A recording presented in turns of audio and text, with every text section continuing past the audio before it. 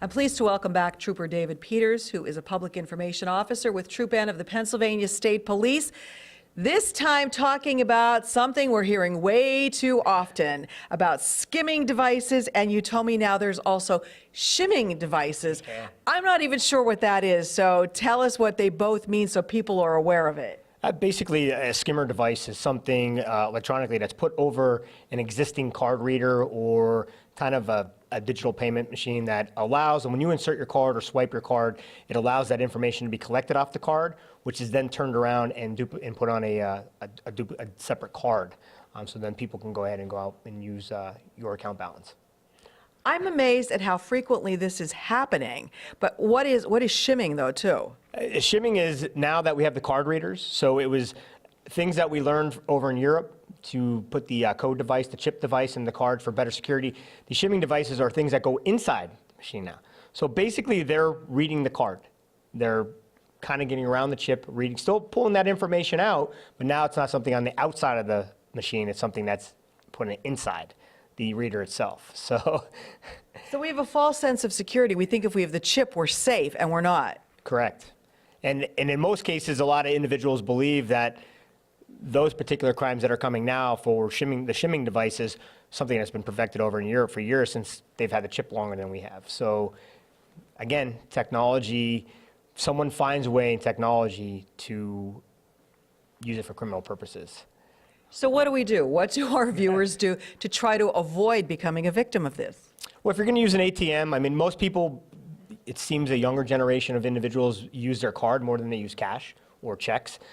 Check those devices. If it's something that you constantly use and that you're doing that, check those devices for defects before you use it. Is something appear like there's extra tape around it, or is it wobbly? It doesn't quite fit on the device at the ATM machine. Check your balances on your bank on a regular basis. If you use your card digitally all the time, then you probably bank online to some extent. So check your balances on the time. See where those purchases are. Set balances. So someone, if they do obtain your information, can't go ahead and just deplete your whole bank account if you're using your bank card instead of a credit card. Most of those institutions will reimburse you if the charge itself is fraudulent. Now, what if something does happen? What steps should you then take to try to keep your information secure or get back what you've lost? Well, obviously notify your credit card or bank card, whatever card was compromised. Obviously contact the police because you have been a victim of theft if the card was utilized. Like I said, most institutions will reimburse you for your money and create an old claim to try to get you, a new card to be used. But again, you have to keep checking. We have to have more of a sense of an awareness when it comes to these digital type crimes because it's becoming more prevalent and more people are using cards than they are cash and checks these days. Is it better to use a credit card as opposed to your bank card all the time? Does that make you, maybe less vulnerable? I think people use whatever they choose. I mean, some people may use their credit card because of the limit that it has on there, and your bank card, you have money in your bank account to pay bills.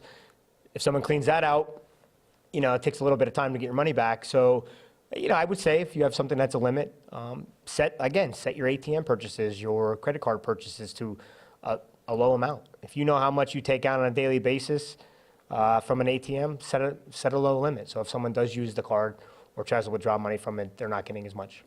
All right. And we had talked before, you're always going out into the community as well and talking to groups about safety and different things. So if they want to get in touch with you to get your advice or to speak to a group, they can do that. Absolutely. They just need to call the community services unit at the State Police Barracks in Hazleton. They would either get my number or Trooper Petrosky's number, and any one of us would be more than welcome to come out and try to discuss ways that they could not become a victim.